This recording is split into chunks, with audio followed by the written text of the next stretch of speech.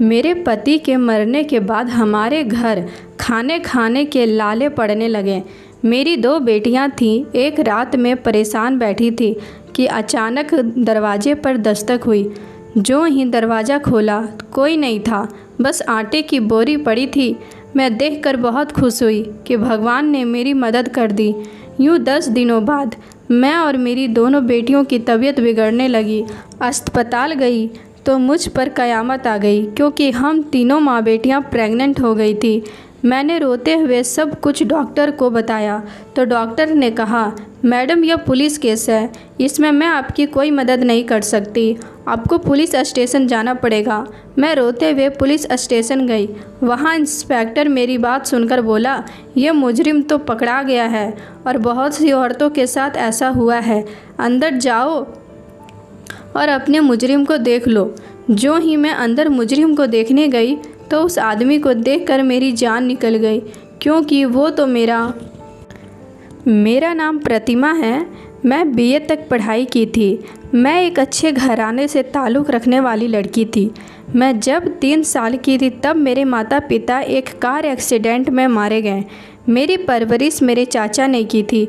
जैसे ही मैं 19 साल की हुई तो मेरे चाचा ने मेरी शादी अपने दोस्त के बेटे रविंद्र से करवा दी। मेरी शादी के 5 साल बाद मेरे चाचा भी इस दुनिया से चल बसे। अब मेरे पति के अलावा मेरा इस दुनिया में कोई नहीं था। मेरे पति रविंद्र बहुत अच्छे थे। उन्होंने हमेशा मुझे मान सम्मान और इज्जत दी। मेरे ससुर जी बहुत पहले ही गुजर गए थे, इसलिए हमारे घर में मैं, मेरी सास और मेरे पति रहते थे। मेरी सास भी बहुत अच्छी थी। हमारी शादी के 3 साल बाद भगवान ने मुझे एक बेटी दी। इसी तरह कुछ साल बाद मुझे एक और बेटी हुई। मेरी दूसरी बेटी के पैदा होने के कुछ महीने बाद ही मेरी सास भी इस दुनिया से चल बसी। ज़िंदगी यूं ही चलती रही और मेरी बेटियां भी धीरे धीरे बड़ी हो गई। हमारे पास जितना भी था हम अपनी ज़िंदगी का गुजर बसर कर रहे थे। लेकिन एक दिन मेरी खुशियों को नज़र लग गई। एक दिन अचानक मुझे खबर मिली कि मेरे पति रविंद्र एक बस हादसे में मारे गए। यह खबर हमारी ज़िंदगी में एक तूफ़ान की तरह आया, जिसने मेरे साथ मेरी दोनों बेटियों को भी हिला कर रख दिया। जब मैंने अपने पति के बॉडी के बारे में पता किया तो पता चला कि बस इस कदर जल चुकी थी कि उसमें जितने भी लोग थे सब जलकर राख हो गए हैं। यह खबर सुनते ही मैं ढह सी गई थी। मुझे अपने पति की बॉडी भी देखने को नसीब नहीं हुई, लेकिन शायद किस्मत को यही मंजूर था। मेरे पति के गुजरे जाने के बाद ज़िंदगी बहुत दुश्वार हो गई।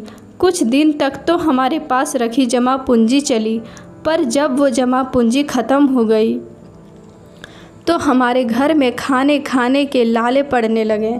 हमारी हालत देखकर अगल बगल के लोग भी हमसे मुंह मोड़ लिए थे। ज़िंदगी इस कदर मुश्किल हो जाएगी हमने कभी सोचा नहीं था। मैंने कई जगह नौकरी के लिए बात की, पर हर जगह नाकामी का सामना करना पड़ा। एक रात हम यूं ही भूखे प्यासे चारपाई पर बैठे हुए थे कि अचानक रात के 8 बजे हमारे घर के दरवाजे पर दस्तक हुई। इस वक्त कौन होगा, यही सोचकर मैं हैरानी से दरवाजे खोलने गई तो सामने कोई नहीं था, बस एक बोरी पड़ी थी। भूख से बेहाल थी, इसलिए ना चाहते हुए भी उस बोरी को अंदर लेकर आई और जब खोला उसमें आटे का पैकेट और कुछ खाने की चीज़ें मौजूद थी। 1 से 2 दिन गुजरने के बाद ऐसे ही हमारे घर के दरवाजे पर दस्तक होती और सामने कोई नहीं होता, बस एक बोरी पड़ी होती जिसमें खाने पीने की कुछ चीज़ें होती थी। धीरे धीरे करके ऐसे ही हमारा गुजारा होता रहा। आज जब मैंने दरवाजे के बाहर कुछ दस्तक पर दरवाज़ा खोला और जो ही आटे की बोरी उठाने लगी तभी मेरी नज़र सामने से गली पर पड़ी। वहाँ पर पंडित जी खड़े थे, जो हमारे बगल में एक मंदिर था वहीं के पुजारी थे। मैंने देखा वो छुपकर मुझे ही देख रहे थे। मैंने जैसे ही बोरी को पकड़ा तो उसके चेहरे पर मुस्कुराहट और आंखों में एक अजीब सी चमक आ गई। मैं यह देखकर हैरान रह गई कि पंडित जी मुझे ऐसे क्यों देख रहे हैं। मैंने बोरी को आराम से अंदर किया और दरवाज़ा बंद करके दरवाजे के सुराग से बाहर देखने लगी तो सामने तो कोई नज़र नहीं आया, पर सामने की गली में पंडित जी खड़े थे और वह किसी से फ़ोन पर बातें कर रहे थे। मैंने ध्यान से उसकी आवाज़ सुनी तो उन्होंने फ़ोन पर बात करते हुए कहा, हाँ भाई काम हो गया, आज फिर बोरी अंदर जा चुकी है। मैं उसकी यह बात सुनकर दंग रह गई कि भला पंडित जी किस शख्स को मेरी खबर कर रहे हैं। फिर मैंने सोचा कि नहीं, वह मेरे बारे में नहीं, शायद वो किसी और के बारे में बात कर रहे होंगे, क्योंकि वह तो मंदिर के पुजारी हैं। वो तो खुद ही अपना गुजर बसर किसी तरह कर रहे हैं, तो भला वो ये सब क्यों करेंगे और आखिर क्यों? मैं यही सब सोच रही थी, तभी मेरे दिमाग में ख्याल आया कि इस बोरी में जो खाने पीने की चीज़ें आती है यह सही भी है कि नहीं, कहीं हमें कोई गलत चीज़ें तो नहीं खिला रहा। यह ख्याल आते ही मेरे हाथ और पैर ठंडे होने लगे और मेरे माथे पर पसीना आने लगा। तभी मेरी बड़ी बेटी मेरे पास आई और बोली, माँ चलो, बहुत तेज़ भूख लग रही है, कुछ बनाकर खाते हैं। यह पेट था कि मानने वाला नहीं था, इसलिए मैंने सभी बातों को अपने मन से निकाल कर बोरी को अंदर खींच लिया। आज भी बोरी में रोज़ की तरह आटा, कुछ सब्जी और खाने पीने की कुछ चीज़ें मौजूद थी। मैंने तुरंत आटा गूंधा और रोटी बनाने लगी। रोटी सब्जी बनाने के बाद जब हम सब मिलकर पेट भर खाना खाएं और बिस्तर पर सोने के लिए लेट गए, तभी मेरी छोटी बेटी ने पूछा, माँ यह कौन है जो रोज़ हमारे घर दरवाजे पर आटे की बोरी और खाने पीने की चीज़ें रख कर जाता है? आजकल के दौर में तो कोई किसी की मदद नहीं करता, तो यह कौन है जो बगैर सामने आए हमारी मदद कर रहा है? यह माँ कोई ऐसा तो नहीं जो हमारी मजबूरी का फ़ायदा उठा रहा हो? यह सवाल तो मुझे भी बहुत परेशान करते थे। मैं भी समझ नहीं पा रही थी कि आखिर ऐसा कौन कर रहा है। और फिर आज पंडित जी की वह हरकत देखकर मेरे अंदर बहुत से सवालों ने जन्म लिया था। तभी मेरी बड़ी बेटी मेरी छोटी बेटी को डांटते हुए बोली, क्या पता कोई हो भगवान के खातिर हमारी मदद कर रहा हो। ज़्यादा सवाल जवाब करके माँ का दिमाग मत ख़राब करो और आराम से सो जाओ। मेरी दोनों बेटियों एक दूसरे से बातें कर खुद को तसल्ली देते हुए सो गई थी, लेकिन मेरी आंखों से नींद कोसों दूर थी। मुझे चैन नहीं मिल रहा था। दिमाग बार बार कुछ गलत होने का संदेशा दे रहा था कि कुछ गलत था जो हमें पता नहीं था। यही सब सोचते सोचते ना जाने कब मेरी आंख लग गई, पता नहीं चला। अगला दिन भी इन्हीं सोचों में गुजर गया। रात होते ही हम फिर से 8 बजने का इंतज़ार करने लगे और फिर 8 बजते ही हमारा इंतज़ार दरवाजे पर होने वाली दस्तक से ख़त्म हुआ। दरवाजे पर दस्तक होते ही मैंने दरवाज़ा खोला और बोरी उठाने जैसे ही बाहर गई तो मैंने चुपके से सामने वाली गली की तरफ देखा, जहां आज भी पंडित जी खुद को छुपा कर मुझे ही देख रहे थे। आज मैं फिर बोरी को अंदर करके दरवाज़ा बंद कर सुराग से बाहर देखने लगी। आज फिर पंडित जी चेहरे पर मुस्कुराहट और आंखों में अजीब सी चमक लेकर किसी से बातें कर रहे थे कि काम हो गया है। यह सुनकर मैं मरे मरे कदमों से घर के अंदर आई। मेरा दिमाग फिर से बहुत सी उलझनों का शिकार हो गया था, लेकिन मैं खुद को संभालते हुए अपनी बेटियों को खाना बनाकर खिलाने लगी। मगर आज हमने जैसे ही खाना खाया, थोड़ी देर बाद हम सब का सर चरकराने लगा और हमें तुरंत नींद आ गई और हम सो गए। फिर आधी रात को मेरी आंख खुली तो मेरा सर बहुत भारी था और मुझे चक्कर भी आ रहे थे। मैंने खुद को संभालते हुए जल्दी से अपनी बेटियों को देखा तो वो दोनों भी बेसुध लेटी हुई थी। मैं जल्दी से उसकी तरफ बढ़ी और उन्हें हिलाना शुरू किया और फिर वो दोनों थोड़ी देर बाद जाग गई, लेकिन उन दोनों की हालत मुझसे अलग थी। वो दोनों भी अपना सर पकड़कर बैठ गई। मैं हिम्मत करके उठी और किचन में जाकर पानी पी और अपनी बेटियों को भी पानी पिलाया। पानी पीने के बाद हमारी हालत बहुत बेहतर हुई। फिर अचानक हमारे पेट में दर्द होने लगा और फिर बारी बारी करके हम सबको उल्टियाँ आने लगी। चंद मिनटों में ही हमारी हालत बहुत ज़्यादा बिगड़ गई थी। मैं यह सोचकर परेशान हो रही थी कि आखिर ऐसा क्या हो गया कि हम तीनों की तबीयत बहुत ख़राब हो गई। फिर मैं सोचने लगी, क्या बोरी में आने वाला आटा जहरीला था? मैं यही सब सोच रही थी, तभी मैंने देखा दोनों बेटियों की तबीयत बिगड़ते ही जा रही थी। मैं चाह कर भी उनके लिए कुछ नहीं कर सकती थी, क्योंकि रात थी और इसलिए भगवान का नाम लेते हुए मैं सुबह होने का इंतज़ार करने लगी। किसी तरह हमारी रात कटी और जब सुबह हुई तो मैं जल्दी से अपनी दोनों बेटियों को अपने साथ लेकर पास के सरकारी अस्पताल में चली गई। थोड़े से इंतज़ार के बाद हम सबका भारी भारी सा चेकअप किया गया। चेकअप के बाद डॉक्टर ने जो खबर सुनाई, उस खबर ने हमें तीनों माँ बेटियों को हिलाकर रख दिया। हम तीनों एक दूसरे की तरफ फटी फटी आंखों से देखने लगे। यह खबर हम सब पर किसी क़यामत से कम नहीं थी, ऐसी क़यामत जो हम तीनों को एक दूसरे के सामने नज़र मिलाने के काबिल नहीं छोड़ा था। हम तीनों एक दूसरे से बहुत ज़्यादा शर्मिंदा थी, मगर शर्मिंदगी से ज़्यादा हमें इस बात की हैरत थी कि भला यह कैसे मुमकिन था। क्या ऐसा भी हो सकता है जो हम तीनों के साथ हुआ था? हम तीनों एक ही साथ एक ही वक्त पर प्रेग्नेंट हो चुकी थी। यह सब जानकर मेरे साथ मेरी बेटियों की भी रंगत उड़ी हुई थी। मैं घबराकर डॉक्टर को अपनी और अपनी बेटियों की हकीकत बताने लगी कि हम तीनों घर में अकेले रहते हैं और हमारे साथ कोई भी मर्द नहीं है, यहाँ तक कि मेरा पति और मेरा बेटा भी नहीं है।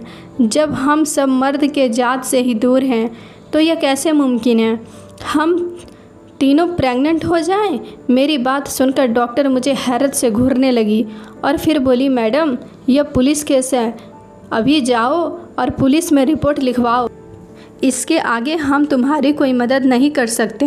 डॉक्टर की बात सुनकर मैंने अपनी दोनों बेटियों का हाथ पकड़ा और सीधे पुलिस स्टेशन की तरफ जाने लगी और साथ ही इस बात से हैरान थी कि डॉक्टर ने तो ना ढंग से मेरी बात सुनी और ना ही उल्टा मेरे साथ सख्ती से पेश आ रही थी, जैसे हम ही मुजरिम हैं। खैर, मैंने अपने आप को मजबूती से संभाला। अस्पताल से कुछ दूर पर ही पुलिस स्टेशन की तरफ बढ़ गई। जैसे ही मैं पुलिस स्टेशन के सामने गई, मेरे हाथ पांव कांपने लगे, मेरे दिल की धड़कन तेज़ हो गई, क्योंकि यह हमारे प्रेगनेंसी की खबर थी और सिर्फ मैं अकेली नहीं थी, मेरे साथ मेरी दोनों बेटियों की इज्जत का भी सवाल था। ऐसे बहुत से सवाल मेरे दिमाग से गुजरने लगे। फिर भी ना चाहते हुए मैं पुलिस स्टेशन के अंदर चली गई। मैंने चारों तरफ नज़र घुमाई। फिर एक पुलिस वाले ने मुझसे पूछा, क्या बात है? मैंने उससे कहा, मुझे रिपोर्ट लिखवानी है। उसने मुझे एक जगह पर लाकर बैठा दिया जहाँ पर एक पुलिस वाला बैठा था। वह मुझे देखते ही सीधा बैठ गया और पूछने लगा, बताइए मैडम क्या बात है, किस केस के सिलसिले में यहाँ पर आई हैं? यही कहते हुए उसने हम तीनों की तरफ नज़र घुमाई। मैंने डरते डरते हमारे साथ हुई सारी घटना पुलिस को बता डाली। मैंने पुलिस इंस्पेक्टर से अपने घर के सामने रखी बोरी से लेकर तबीयत के ख़राब होने और फिर प्रेग्नेंट होने की तमाम बातें बता डाली। मेरी बात सुनकर पुलिस मुस्कुराकर बोला, मैडम आपको परेशान होने की ज़रूरत नहीं, आपका मुजरिम पकड़ा गया है।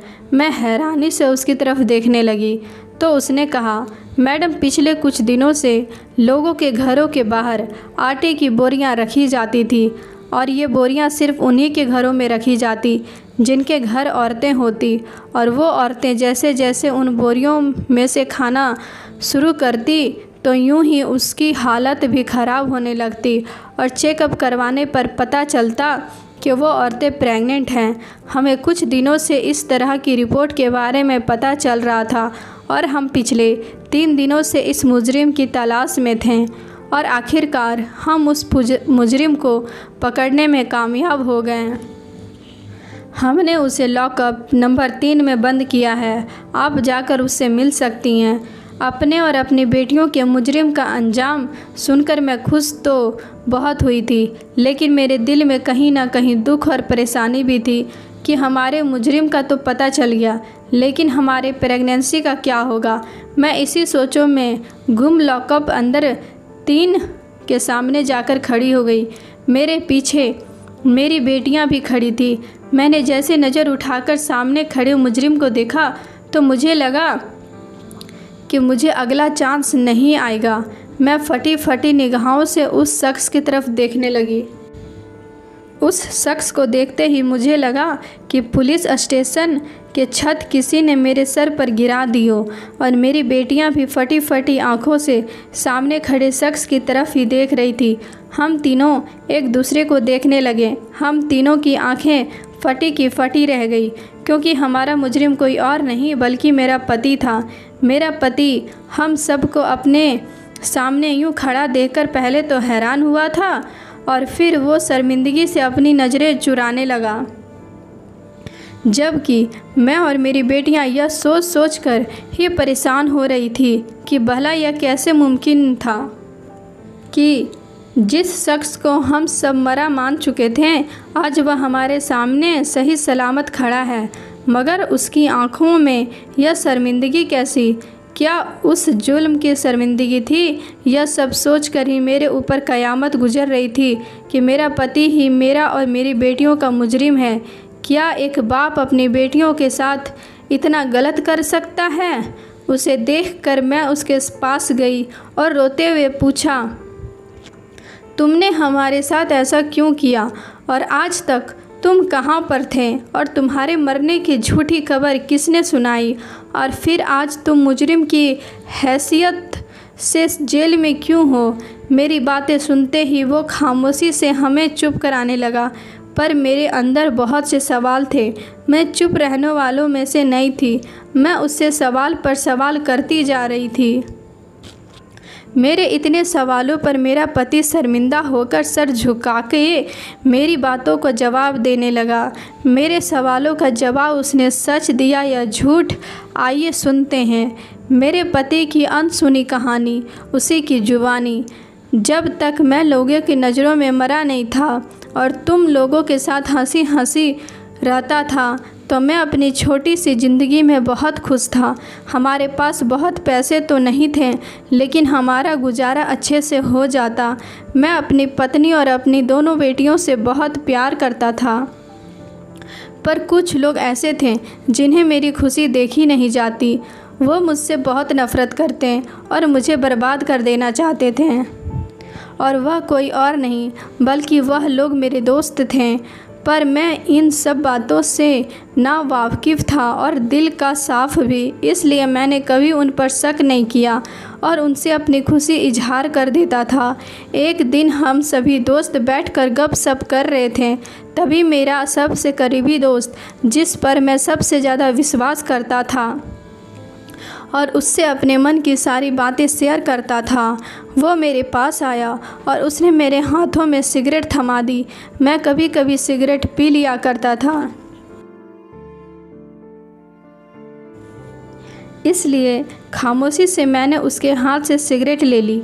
वही मेरी ज़िंदगी की सबसे बड़ी गलती साबित हुई। मैंने जैसे ही 2-4 बार सिगरेट पिया, खांसी और मेरी आँखों से आंसू आने लगे। मुझे स्मोकिंग करते सभी ऐसा नहीं हुआ था, इसलिए मुझे बहुत हैरत हुई और वह सिगरेट मैंने अपने नाक के पास लगाकर सूंघी तो मुझे महसूस हुआ कि सिगरेट्स में ड्रग्स मिलाया गया है।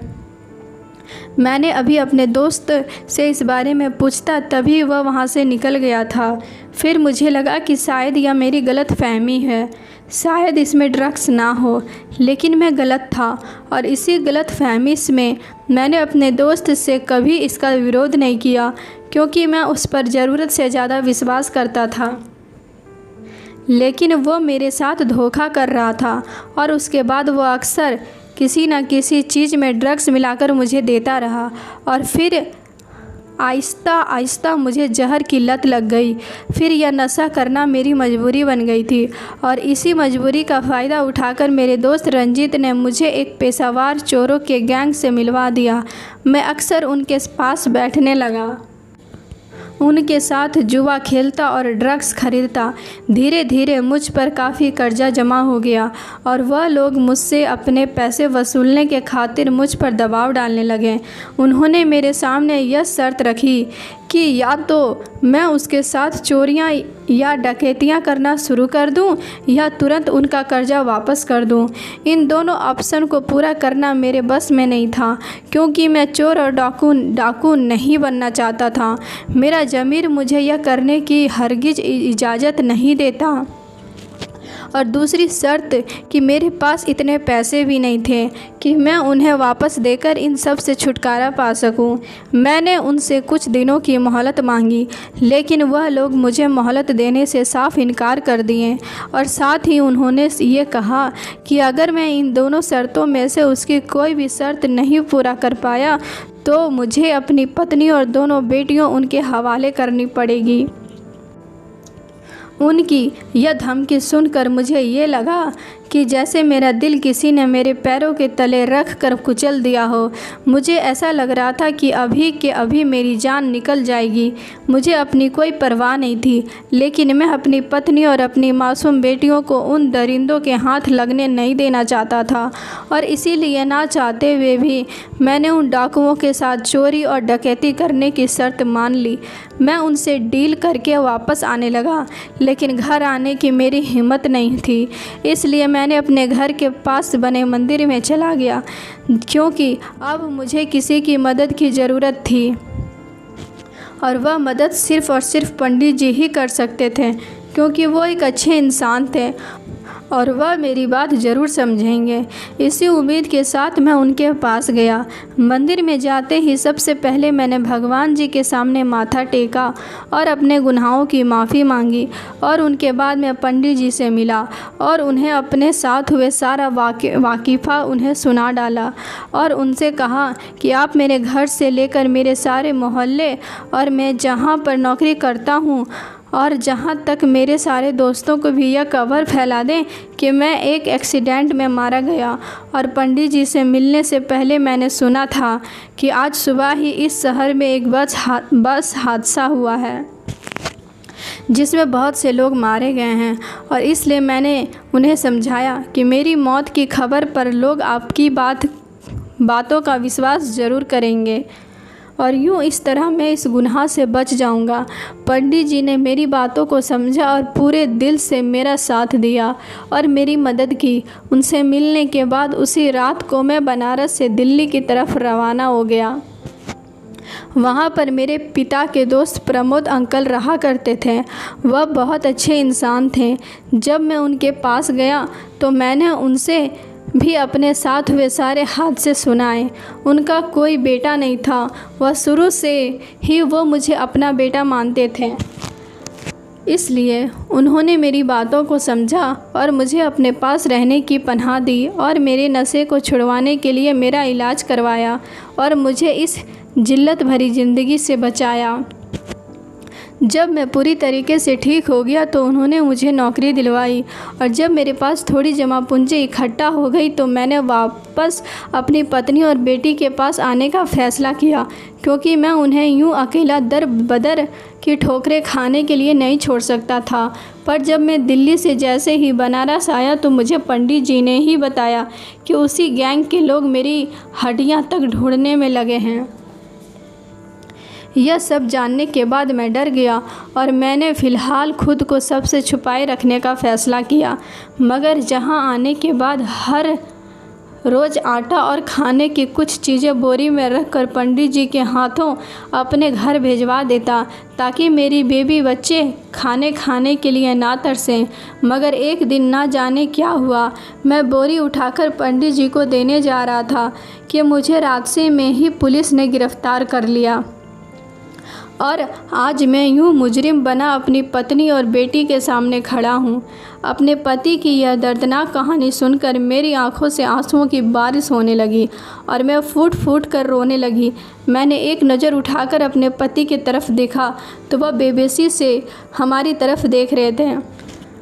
अब मैं उनसे अपने मन की बात बताने ही वाली थी कि हवालदार आकर हमारे सर पर खड़ा हो गया और सख्ती से बोला, मुलाकात का वक्त ख़त्म हो गया है। मैं रोते हुए अपने पति की तरफ देखने लगी। उन्होंने मुझे हौसला दिया और कहने लगे, यहाँ से सीधा पंडित जी के पास जाना, उनके पास प्रमोद अंकल का नंबर है, उनसे नंबर लेकर अंकल के पास कॉल करके सारी हकीकत बता देना, फिर वो ज़रूर तुम्हारा साथ देंगे और मुझे भी यहाँ से छुड़वाने में मदद करेंगे। मैं बाइज्जत बरी हो जाऊंगा। उनकी बात सुनकर मैं वहाँ से चल दी और अपने पति के बताए मुताबिक मैं सीधा मंदिर में रहने वाले पुजारी के पास गई और उनसे नंबर लेकर प्रमोद अंकल के पास फ़ोन किया और उन्हें सब कुछ बता दिया। वह मेरी बातें सुनकर मुझे दिलासा देते हुए कहने लगे, तुम लोग परेशान मत हो, मैं आज ही फ़्लाइट से बनारस पहुंच रहा हूं। मैं अपनी बेटियों को लेकर घर आ गई और शाम होते ही प्रमोद अंकल हमारे घर पर पहुंच गए। बनारस में उनका फ्लैट था। वह हम तीनों माँ बेटियों को लेकर अपने फ्लैट में चल गए। नाश्ता पानी करवाने के बाद उन्होंने डॉक्टर को बुलाया और हमारा चेकअप करवाया। चेकअप के बाद पता चला कि हम प्रेग्नेंट नहीं हैं, बल्कि हमें फूड पॉइजन हुआ है। शायद हमारे घर पर जो बोरी रखी जाती थी उसमें कुछ केमिकल मिलाया गया था, जिस वजह से हमारी तबीयत बिगड़ने लगी। यह सब जानकर हमने चैन की सांस ली, लेकिन मेरे मन में बार बार यह सवाल आ रहे थे कि सरकारी अस्पताल के डॉक्टर ने हमसे झूठ क्यों बोला कि हम प्रेग्नेंट हैं। प्रमोद अंकल बनारस के सबसे बड़े वकील को मेरे पति का केस लड़ने के लिए हायर कर चुके थे और उनकी पुलिस में भी जान पहचान थी। इसलिए उन चोरों के गैंग के खिलाफ सख्त से सख्त कार्रवाई शुरू हो चुकी थी। कुछ दिन बाद मेरी और मेरी बेटियों की दुआएं रंग लाई और उस गैंग के बहुत से लोग पुलिस की गिरफ्त में आ चुके थे। आज अदालत में उनकी पेशी थी। तमाम कार्रवाई के बाद यह बात सामने आई थी। गैंग के कुछ लोगों ने हमारे घर पर आटे बोरी रखवाते हुए मेरे पति के बारे में पता लगवा लिया था, लेकिन पुलिस भी उन चोरों के पीछे पड़ी थी, इसलिए वो मेरे पति को ना पकड़ सके। मगर उन्होंने मेरे पति को मुजरिम बनाने के लिए एक चाल चली। उन्होंने हमारे घर के साथ साथ हमारे आसपास जितने भी गरीब लोग थे उसी तरह आटे की बोरी में केमिकल मिलवाकर हमारे घर के सामने रखवा दी और जब वो आटा खाने के बाद सब की तबीयत खराब बिगड़ने लगी तो सभी उसी सरकारी अस्पताल में अपना चेकअप करवाने गए। उन्होंने सभी गरीब लोग थे और अक्सर ही सरकारी अस्पताल में जाया करते थे, इसलिए उस गैंग वालों ने उस अस्पताल के डॉक्टर को पैसे देकर ख़रीद लिया और उन्हें हिदायत दी कि जो भी औरत बोरी में रखे आटा खाने के बाद अपनी बीमारी की परेशानी लेकर आए तो तुम लोगों उनसे कहना है कि तुम प्रेग्नेंट हो, वरना हमसे बुरा कोई नहीं होगा। डॉक्टर को भी इन लोगों ने धमकी दे रखी थी और इसलिए यूँ मेरी और मेरी बेटियों समेत और बहुत औरतों को यह खबर सुनाई गई कि वो प्रेग्नेंट है। सभी ने इसके खिलाफ़ पुलिस में रिपोर्ट लिखवाई और पुलिस मेरे पति को आटे की बोरी ले जाते हुए पकड़ ली। पुलिस को लगा कि मुजरिम मेरे पति हैं। इन सभी सबूतों और गवाहों के बाद जज साहब ने मेरे पति को बाइज्जत बरी कर दिया। मेरे पति और हमने मिलकर प्रमोद अंकल का शुक्रिया अदा किया, जिन्होंने हमारा साथ दिया। अगर वह नहीं होते तो हमारा क्या होता। दोस्तों, अगर वही लोग हमारे साथ धोखा करते हैं जिन पर हम सबसे ज़्यादा भरोसा करते हैं और जो हमारे सबसे करीब होते हैं। प्रमोद के दोस्त ने प्रमोद के साथ धोखा नहीं किया, बल्कि उसकी पूरी ज़िंदगी बर्बाद करके रख दी थी। वह तो वक्त रहते उसे इस दलदल से निकाल लिया गया। दोस्तों, वीडियो कैसा लगा कमेंट करके ज़रूर बताएं। चैनल को लाइक और चैनल को सब्सक्राइब ज़रूर करें।